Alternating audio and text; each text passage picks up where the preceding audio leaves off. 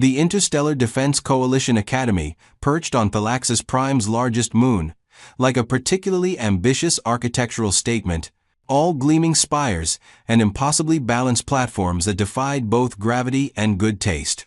17 species contributed their finest young warriors to this institution, each absolutely convinced that their particular evolutionary path had produced the galaxy's natural leaders. The luminary built towers that scraped the dome ceiling because apparently height meant wisdom. The Skrell floated around on anti-gravity platforms because walking was beneath them, literally. The Threnody constructed underground warrens because sunlight was for lesser beings, and everyone else just built normal buildings with walls and floors, which frankly showed more common sense than the rest combined. Commander Zekthar surveyed the incoming class with his compound eyes, each one focused on a different cadet, which either meant he was extremely attentive or having the worst migraine in galactic history. His species, the Kickstal, had evolved on a world where being able to see in 17 directions simultaneously was the difference between eating lunch and being lunch.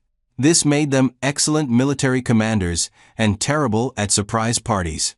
"You represent the finest your worlds have offered," he announced through his translator implant, which rendered his ultrasonic clicks into something resembling inspiration.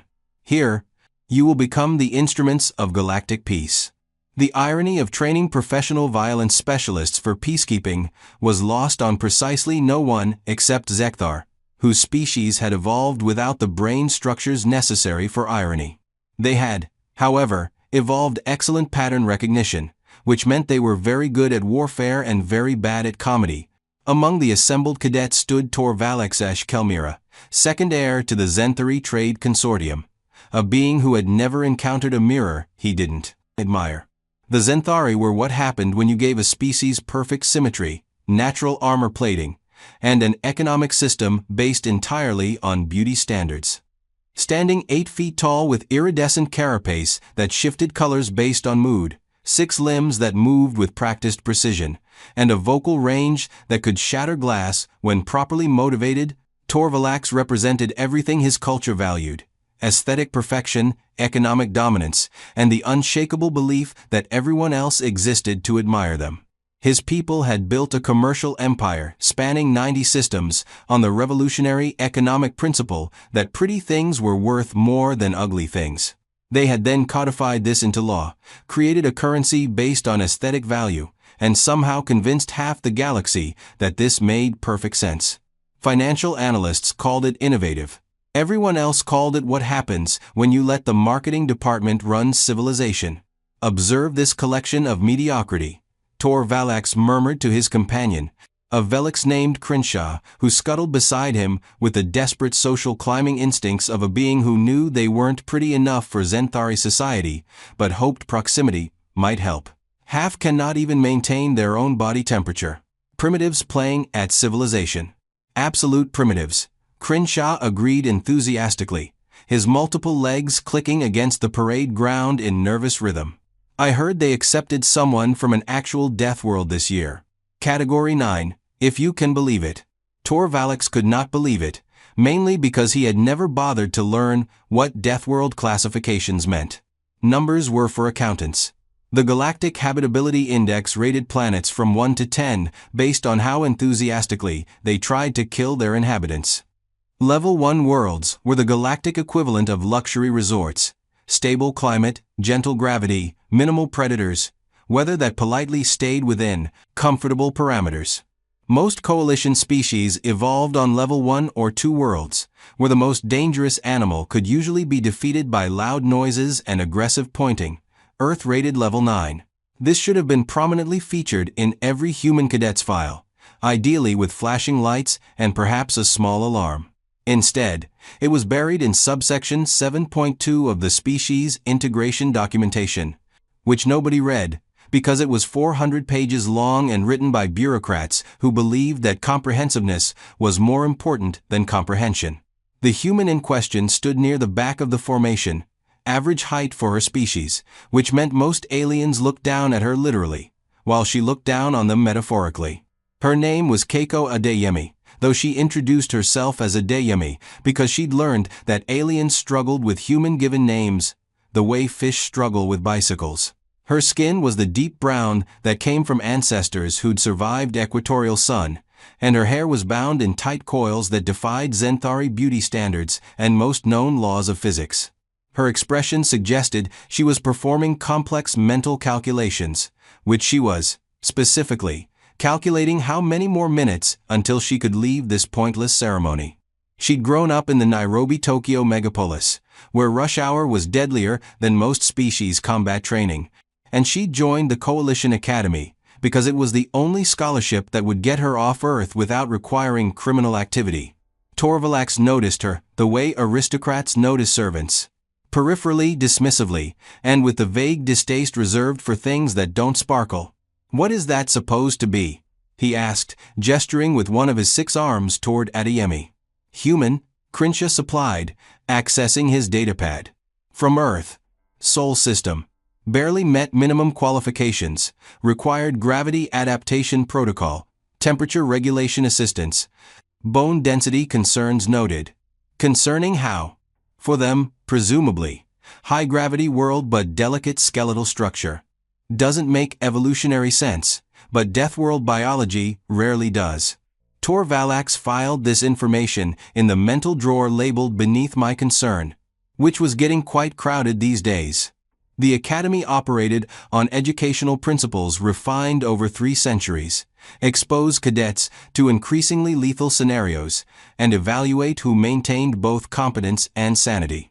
This was considered progressive compared to the old system, which had involved actual death, so relatively speaking, they were making excellent progress toward humane military education. Training divided into 4 primary categories: physical combat, tactical simulation, survival scenarios, and cultural integration. Physical combat was where species hierarchies got established through the time-honored tradition of hitting each other until somebody fell down.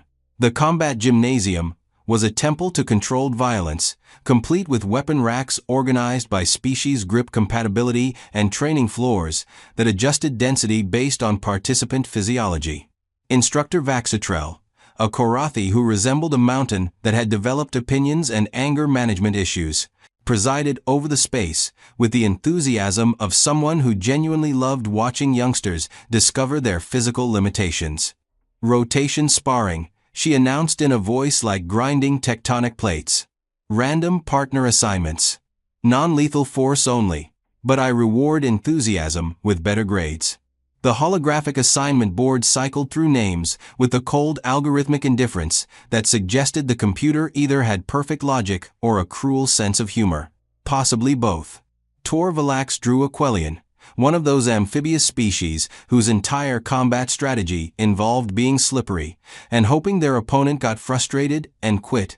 He ended the match in 52 seconds by simply picking up the Quellian and placing them outside the boundary ring. Technical victory. Aesthetically perfect execution. 0 actual effort. He returned to the ready line already thinking about lunch.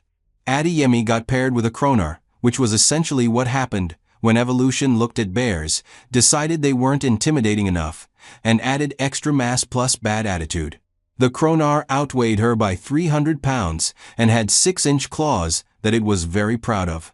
The match lasted 8 seconds. The Kronar charged with the confidence that came from never having lost a fight. Adeyemi sidestepped with economy of movement that suggested she'd done this before, grabbed one of those impressive claws mid-swipe, used the Kronar's own momentum to redirect it, and introduced its face to the training mat with enough force to trigger the automatic knockout sensors. She was walking back to the ready line before the medical sensors confirmed the Kronar was merely unconscious rather than dead. Torvalax watched this with the kind of attention you give to unexpected competence in unlikely places. Luck, obviously. The Kronar had overcommitted. Sloppy technique. Nothing to do with the human skill. Over the following weeks, the Academy settled into its predictable rhythms. Social hierarchies formed based on species prestige and individual charisma. Torvalax naturally gravitated toward the apex of this pyramid, surrounded by other high-caste species who believed their genetic lottery wins were actually personal achievements. Adeyemi remained peripheral, not through social failure but through apparent disinterest in the whole hierarchy game. She attended classes, completed assignments with the mechanical efficiency of someone working through a checklist, and spent her free time either reading technical manuals or performing exercise routines that made other species physically uncomfortable to observe. Why does she do that? Crenshaw asked one evening, watching through the gymnasium observation window as Adeyemi performed what humans called pull-ups. She'd been at it for 30 minutes without stopping, which should have been physiologically impossible for someone her size. Do what? Torvalax asked, not particularly interested but willing to humor his designated inferior friend. That. The repetitive muscle contractions. No resistance fields, no gravity manipulation. Just her mass against natural gravity. Primitive training methods for primitive species. She's done 217 repetitions. Irrelevant. But it wasn't. Irrelevant, not really, and Torvalax found himself watching despite his cultivated disinterest. Adeyemi wasn't the strongest cadet by raw power metrics. She wasn't the fastest in sprint trials. She didn't top the tactical examination scores. But she had something else. Something that made instructors pause and review her combat footage multiple times. Something that lived in her movements like compressed springs waiting for release. The Zenthari delegation at the academy numbered 12 cadets, all from prominent merchant families, all completely certain of their inevitable greatness. They moved through campus like a royal procession, and other species made space because centuries of commercial dominance had taught everyone that arguing with Zenthari was expensive, time-consuming, and ultimately pointless. Torvalax led this group through pure pedigree and the kind of charisma that came from never hearing the word no. The incident began, as most disasters do, with something completely avoidable. The academy cafeteria operated on democratic first-come seating, which some species found offensive to their social order. Torvalax arrived with his entourage at the lunch hour to find their customary table occupied by Adeyemi, who sat alone with a datapad propped against her tray, completely absorbed in whatever technical manual she was studying this week. You, Torvalax said, infusing the single syllable with all the imperial authority 3 generations of merchant princes could muster. Relocate. Adeyemi looked up slowly, the kind of slow that communicated she'd heard him perfectly well the first time, and was now deciding whether his existence mattered enough to acknowledge. Her eyes focused on Torvalax, with the flat assessment, "You'd give a minor annoyance." "No," she said simply, then returned to her reading. The cafeteria's ambient noise level dropped like someone had turned down the universe's volume knob. Crenshaw made a small squeaking noise. Aquelian 2 tables over actually stopped eating, which for amphibious species was basically a panic response. "I do not believe you comprehend the social dynamics at play here," Torvalax said, his carapace shifting to the deep purple that indicated strained patience. "I am Torvalax Esh Kelmira, second heir to, yeah, I got it. Important family. Very impressive resume. Probably have a really nice house." Adeyemi interrupted without looking up. "Still not moving. Plenty of other tables. You have 6 arms. Carrying a tray shouldn't be challenging." A wiser being might have recognized this as an opportunity to preserve dignity through strategic withdrawal. Torvalax was not that being. He'd been raised in a culture where backing down meant commercial weakness, which in Zenthari society was basically admitting you were worthless. His entire species had confused never compromise with good leadership, which explained a lot about their trade negotiation reputation. "In my culture," Torvalax said, his voice dropping to the register that preceded violence, "such disrespect requires physical correction." "In my culture," Adeyemi replied, finally setting down her datapad and looking directly at him, "people who can't handle minor inconveniences need therapy, not a table." The cafeteria had achieved the kind of silence usually reserved for religious ceremonies or imminent disasters. Other cadets were calculating intervention angles. Instructors were still 30 seconds away.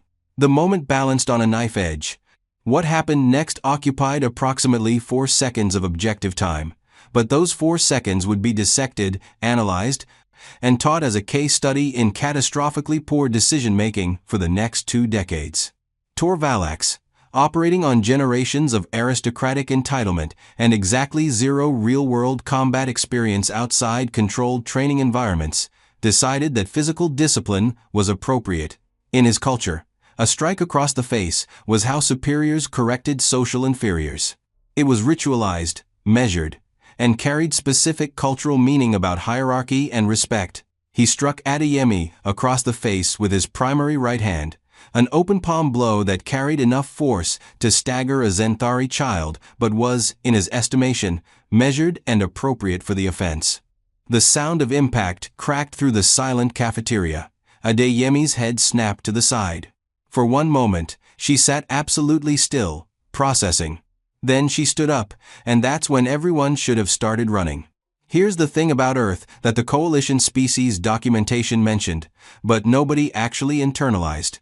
Earth was a planet that had spent 4 billion years actively trying to murder everything on its surface.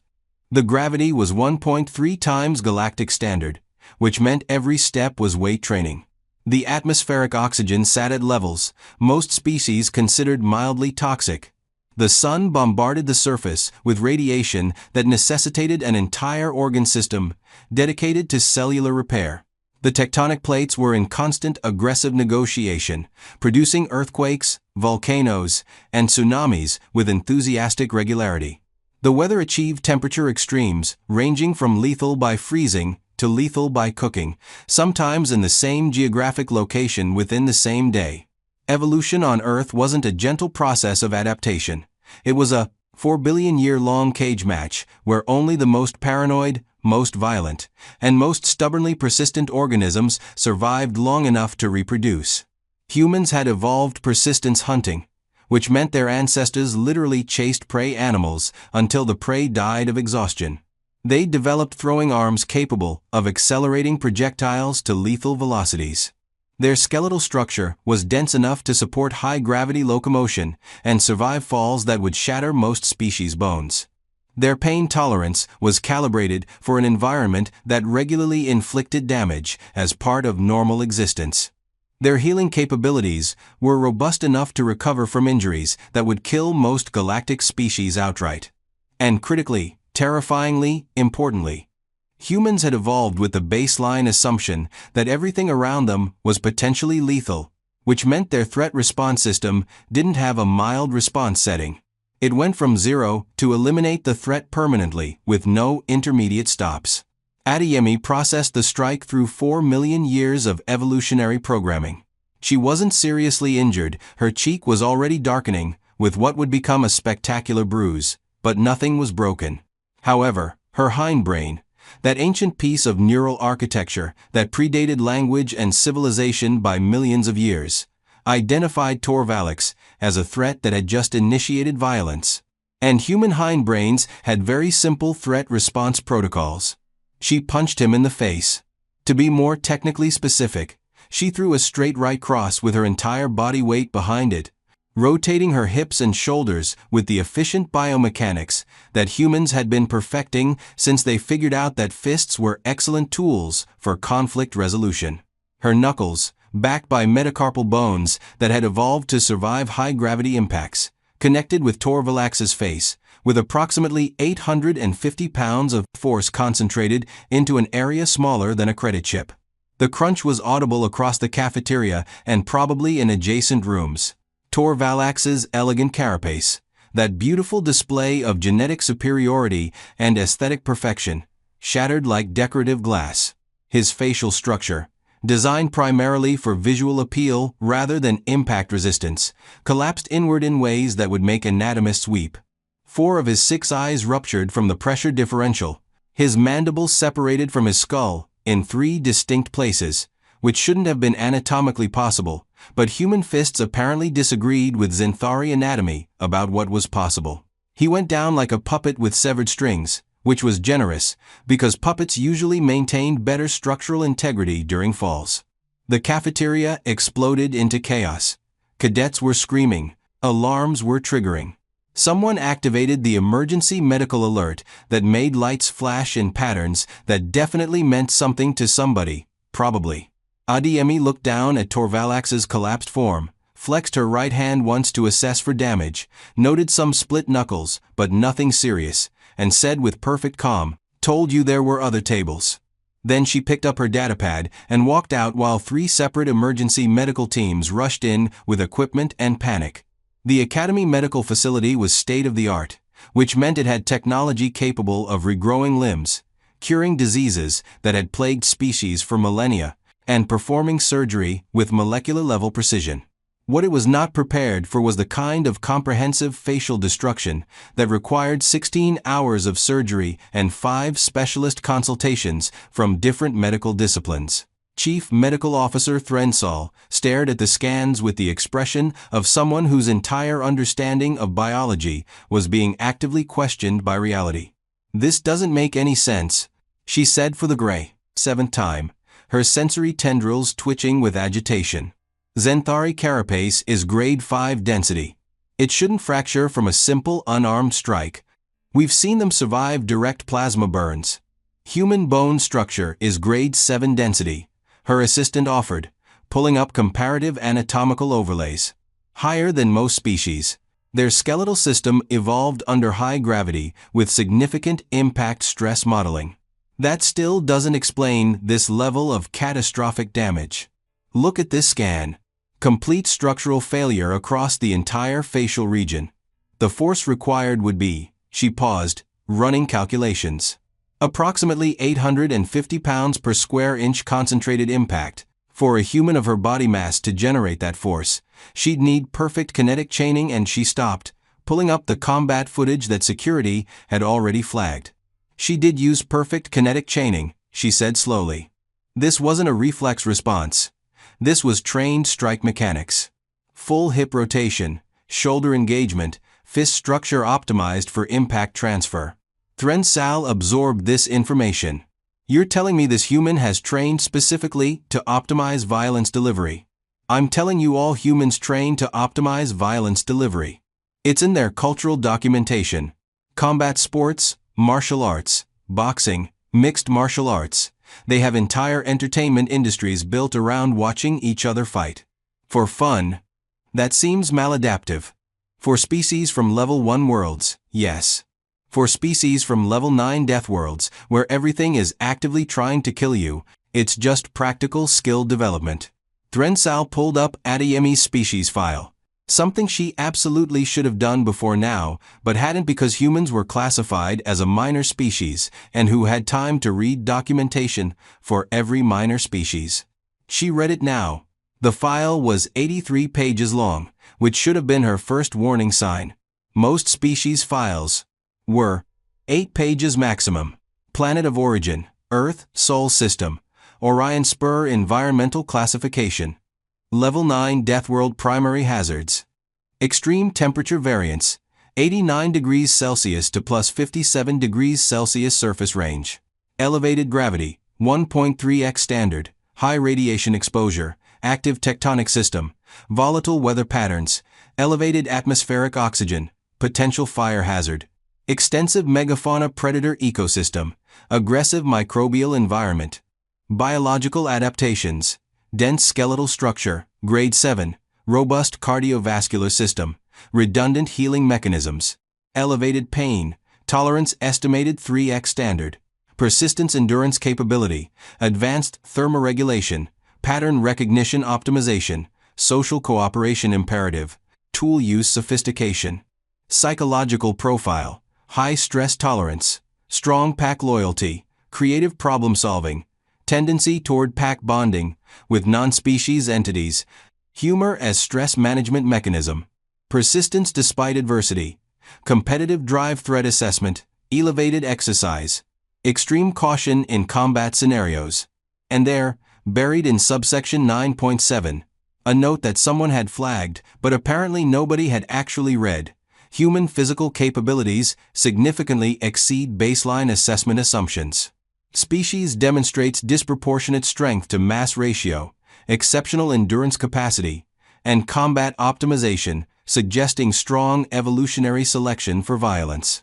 Cultural analysis indicates humans have engaged in continuous intraspecies warfare for entire recorded history, approximately 10,000 years. Integration into coalition military structures should proceed with comprehensive behavioral briefing and combat capability acknowledgement.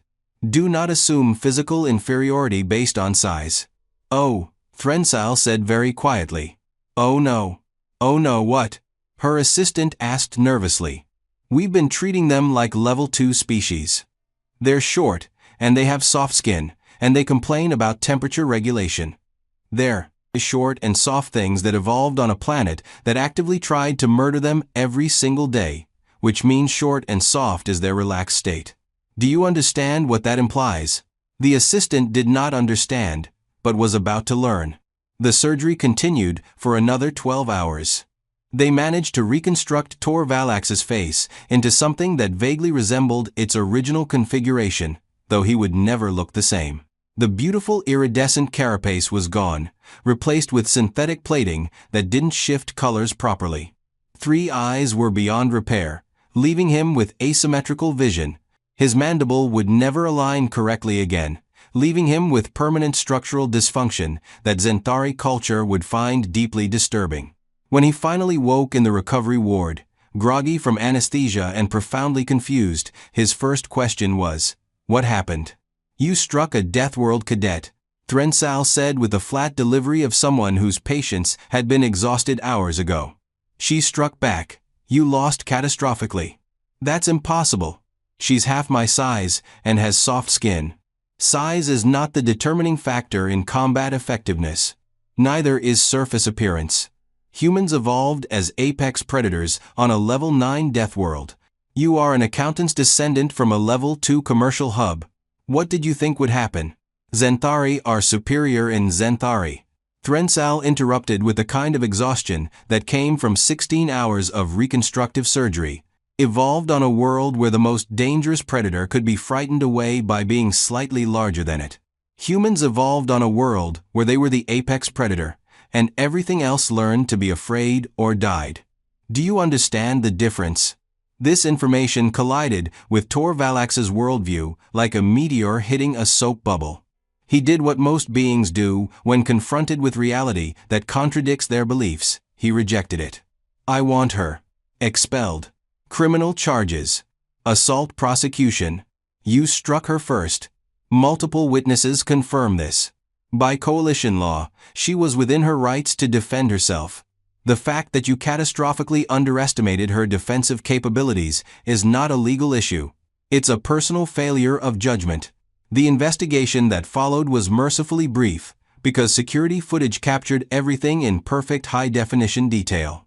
Tor Valax initiating contact. Adeyemi attempting verbal de-escalation. Tor Valax striking first. Adeyemi's response, which looked even more devastating in slow motion. The review board consisted of 4 species representatives and Commander Zekthar, who watched the footage 17 times from 17 different visual angles simultaneously and wore the expression of someone who had just realized they'd made a terrible administrative mistake that would generate mountains of paperwork. "Assessments?" he asked the board. "Human operated within defensive parameters," the Quellian representative said nervously. "Zenthari initiated physical contact," the Lithoid agreed, their voice grinding like stone. "Response was proportional to perceived threat level," the third representative added, though their tone suggested they weren't entirely confident about the proportional part. "She destroyed his face," Zekthar observed. "He struck a being from a level 9 Deathworld and expected no consequences." That's not her failure. That's his failure to understand basic threat assessment. Zekthar sighed the sigh of commanders throughout galactic history who had to defend decisions they didn't agree with but couldn't logically argue against. No charges filed. Official warnings issued to both cadets. And someone update the species integration protocols before another idiot decides to hit a human. The Academy transformed after that incident, in small ways that accumulated into significant cultural shift. Human cadets suddenly received wider berth in corridors. Training partners approached them with noticeable caution. The casual dismissiveness evaporated, replaced by wary respect that none of the humans had requested, but all of them noticed. Adeyemi found the entire situation exhausting. She hadn't wanted to hit Torvalax. She'd wanted to eat her lunch and finish reading about advanced propulsion systems. But he'd made choices. Choices had consequences. And if those consequences included reconstructive surgery, well, perhaps better choices should have been made. Torvalax returned to classes 5 weeks later, his face a patchwork of prosthetics and synthetic plating that made other Zenthari visibly uncomfortable.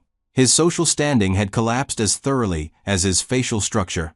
Other high-caste cadets avoided him, not from sympathy, but because association with failure was contagious in their culture. He sat alone at meals now, always at tables far from wherever Adeyemi happened to be eating. 3 months after the incident, a tactical simulation assigned Torvalax and Adeyemi to the same team. The scenario involved hostage extraction, which required coordination, communication, and trust.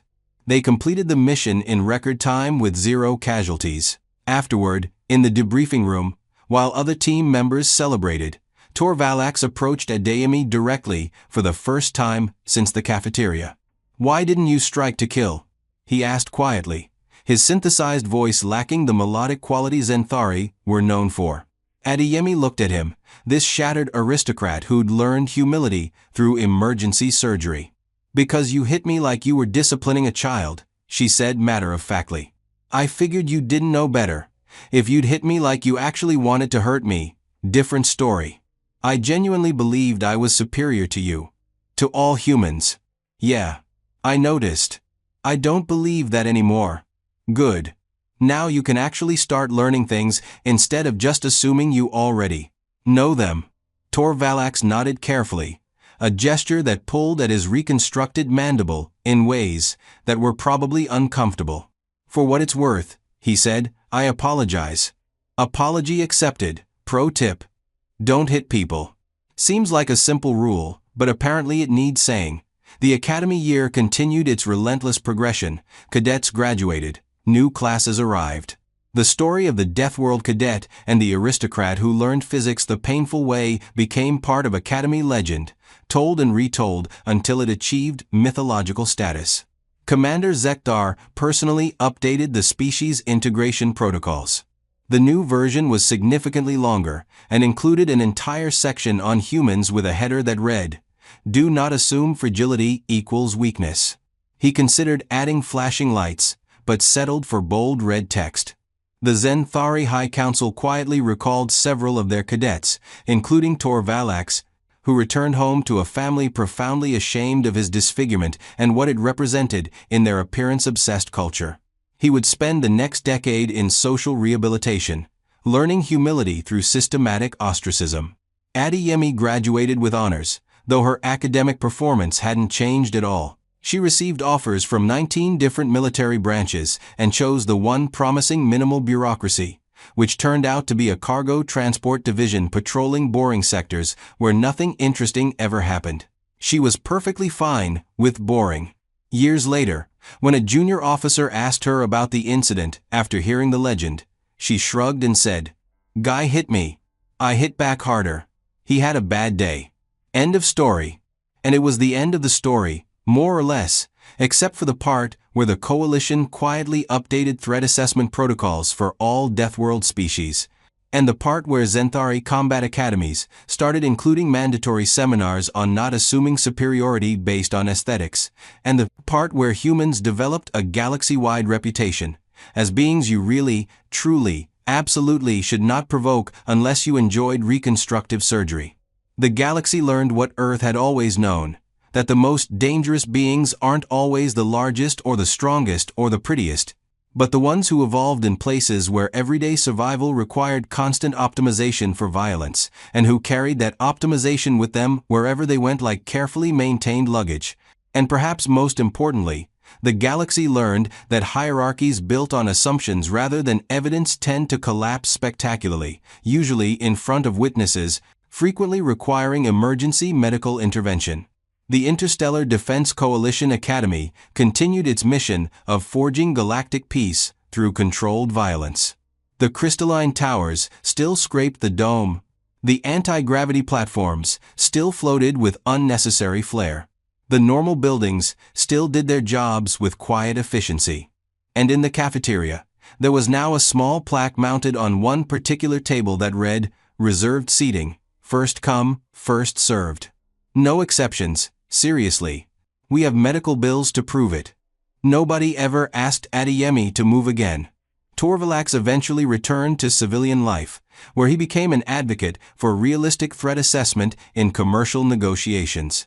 He gave lectures on the dangers of assumption-based superiority, and he was very, very careful about where he sat at lunch. And somewhere in the boring sectors of space, on a cargo transport that rarely encountered anything more exciting than paperwork, Adeyemi continued reading technical manuals, performing her exercise routines, and absolutely not thinking about that one time she accidentally became a galactic legend by having the audacity to defend herself. The universe continued spinning, species continued evolving, and humans continued being the kind of species that seemed harmless right up until you made the catastrophically poor decision to test that assumption. Some lessons the galaxy learned were best learned vicariously through other people's medical bills.